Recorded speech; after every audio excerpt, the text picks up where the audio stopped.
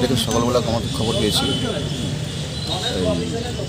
লেনিস ক্লাবের তমাল চুমনির পাশের যে পুকুরে একটা পুকুর করে ভাসন্ত অবস্থায় ছিল, ফ্লোটিং অবস্থায় ছিল।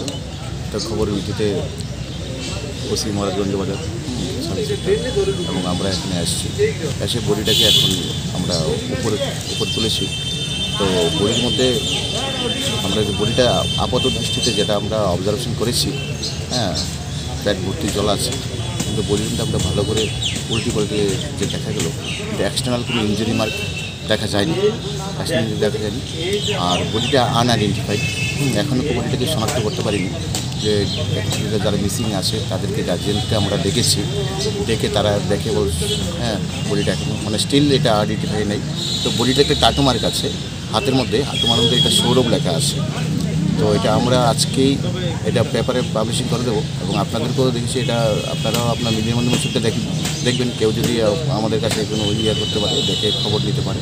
তো বডিটা আমরা আজকে জিবি মর্গে পাঠিয়ে দিচ্ছি। তো 72 আওয়ার্স বডিটা আমরা রাখবো, পোস্টমর্টমের আগে 72 আওয়ার্স রাখবো।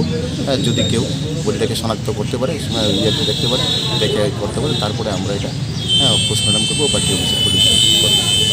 আর আমরা যেটা এটা পোস্টমর্টমের পরে ডিসারে সবগুলো আমরা FSL পাঠাবো, অ্যাকচুয়ালি কজ অফ ডেথ জানার জন্য। পোস্টমর্টম রিপোর্ট এবং FSL রিপোর্টে আমাদের ক্লিয়ার করে বলতে পারবে আপাত দৃষ্টিতে কোনো অ্যাক্সিডেন্ট, কোনো ইঞ্জুরি দেখতে পাবে। Thank you. কত দেখা গেল এটার ভিতর ঢোকার কোনো রাস্তা নেই, মানে মেন গেটগুলো সবগুলো তালা ছিল, কীভাবে ঢুকলো? দেখুন, আমরা জাস্ট এটা ইনকোয়ারি করছি, গেটকে কে খুলে, গেটকে বন্ধ করে। আর কেউ যদি ঢোকার ইচ্ছা থাকে, আপনার দেখলাম রেলগুলির যেই গেটগুলি যে আছে টপকিয়ে তো ঢুকতে পারে গেটগুলি।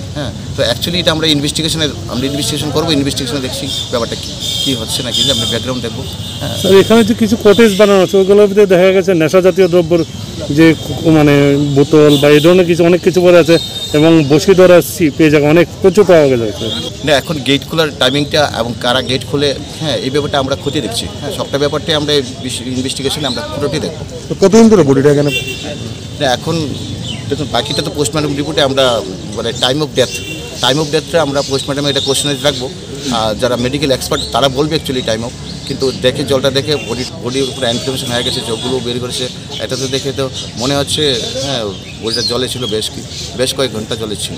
ঠিক আছে, বাকিটা ডক্টরবাবু বলবেন।